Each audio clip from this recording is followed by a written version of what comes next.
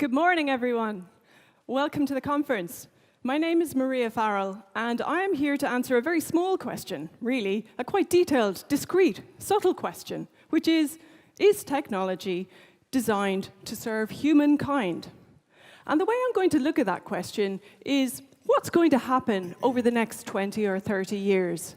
So indulge me while we gather together and do what some of us call near-future science fiction.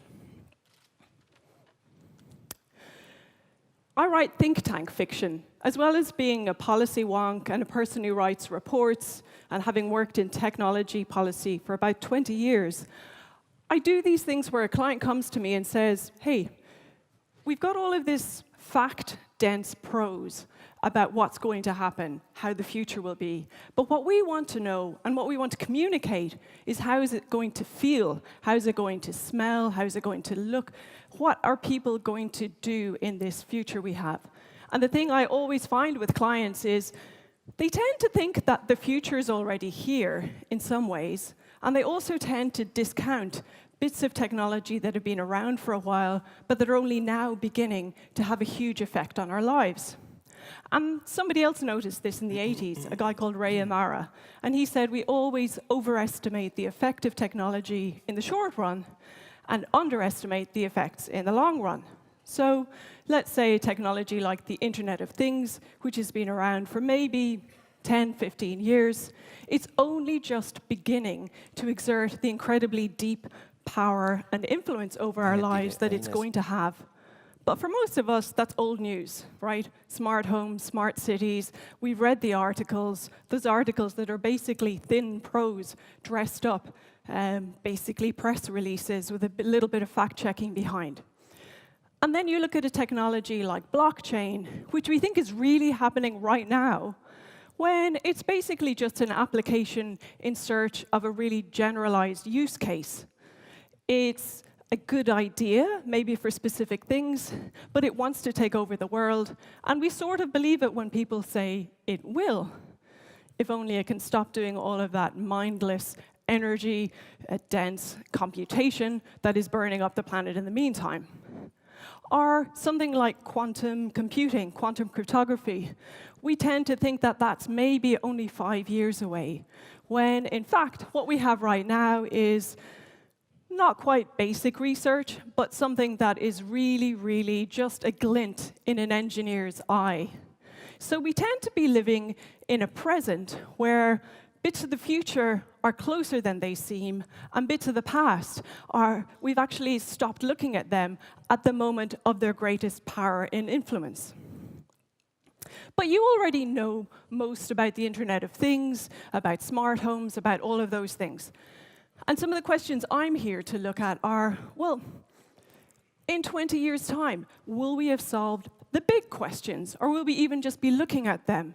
Climate change, inequality, job loss due to automation, species collapse, resource wars, all of those huge, huge issues, the attacks on democracy by weaponized disinformation and the hard right. Are we going to come through that? And then other questions like GDPR. Will it have worked in 20 years' time? Will it have done what I believe the strategy is, which is to set up a third way between state surveillance on the side of China and capitalist dystopia on the side of some of the US ideas of how the internet should work. These are, of course, exaggerated ideas, but nonetheless, will we have a European, values-based third way to do technology? We might, but only here, only if we manage to do something we haven't done before, and that is to use our imaginations in ways to affect our own future, to not accept the future that is given to us via Sunday newspapers and press releases that merely describe a use case, a business model, that don't think about who's the winner, who's the loser, what will be the unintended consequences. What we need to do is to work the muscles of our imagination So that instead of being prone to the imagined future of perhaps every lobbyist who walks into your office with their idea of the future, with their company's idea of the future, you may develop the muscle, the imaginative capabilities to imagine your own futures.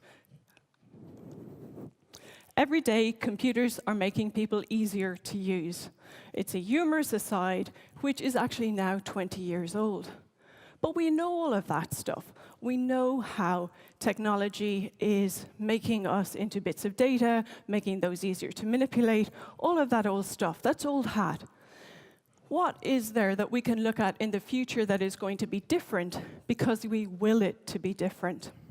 Well, I'm going to look at a couple of different aspects that probably we don't think about a lot in this context, and I'm going to look at stories, art, and war. How are we going to make all of those three things differently in the future, and what does that mean? So stories, it may seem a little trivial, but actually stories are fundamental to who we are as humans.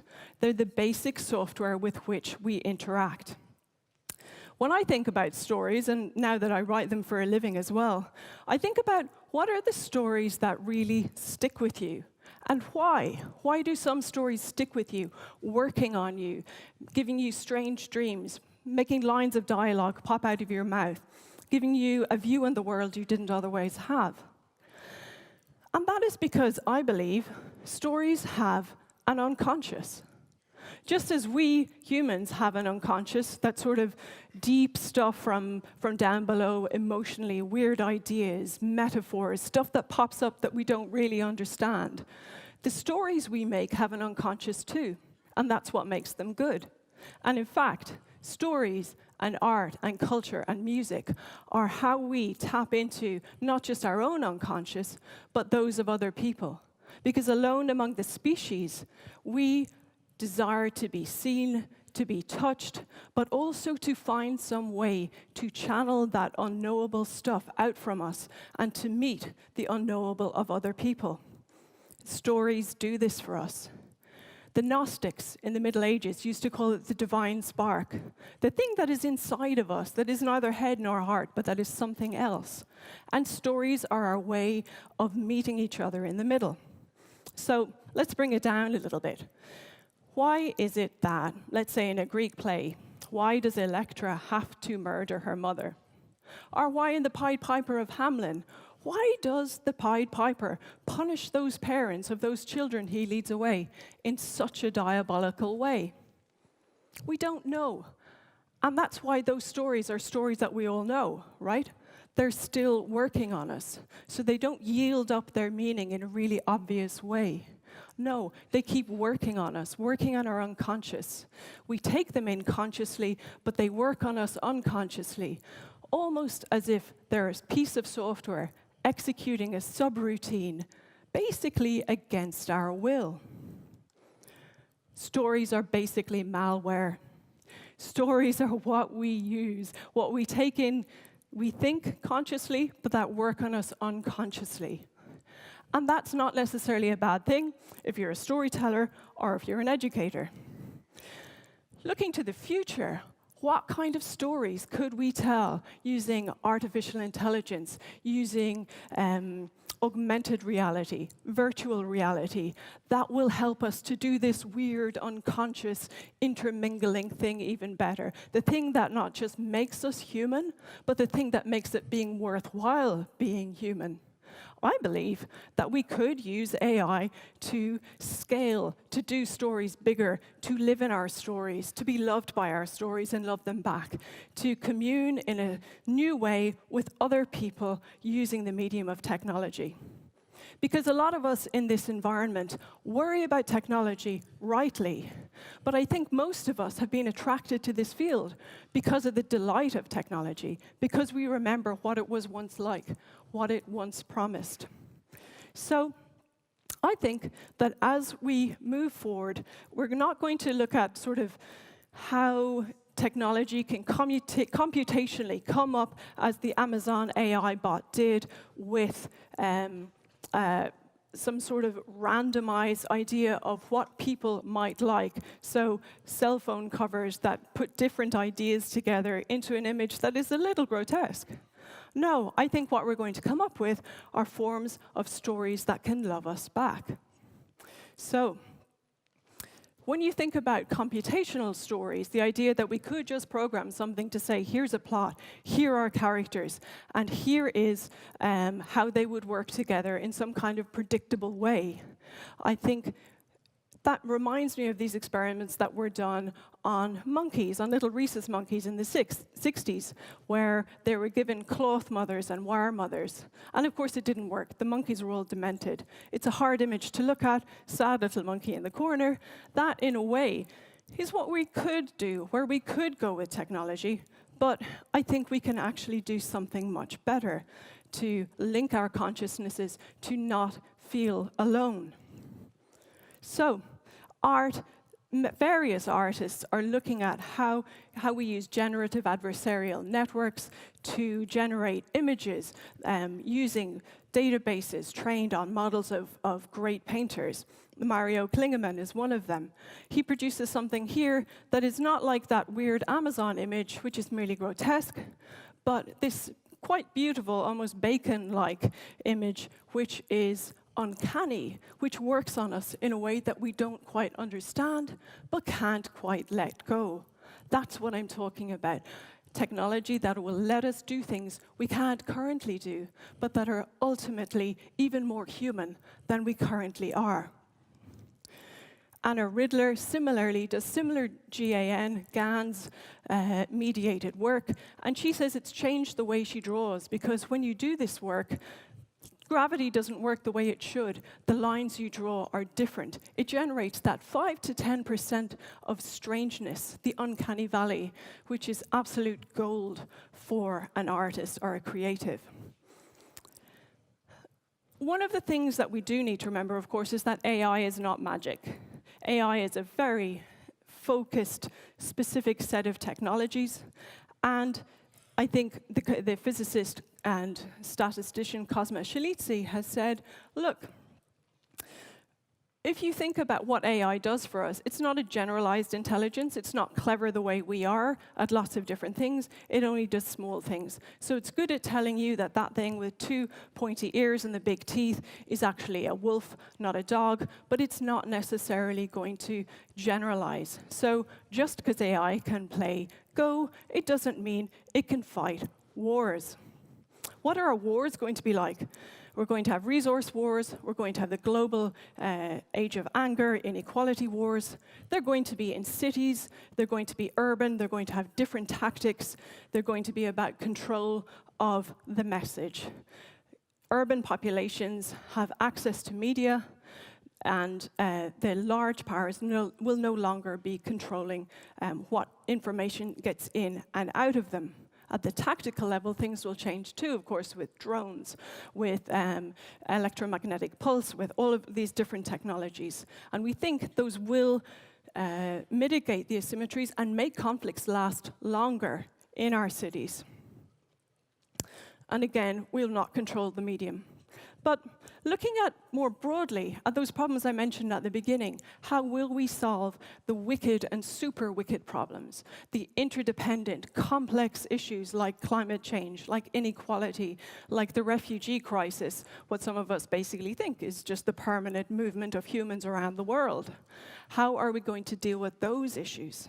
Well, guess what? Science fiction does that already. One particular book, New York 2140, looks at how collective action, individuals, political movements will finally get our act together to do a somewhat different form of capitalism that actually stops us burning the planet.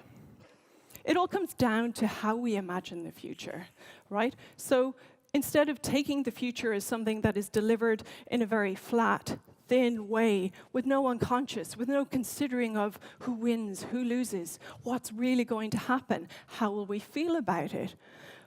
We sort of think the future is going to be either magnificent, we'll all be going around on hoverboards and having 25 hours of leisure time a week, or it's going to be a Blade Runner type dystopia.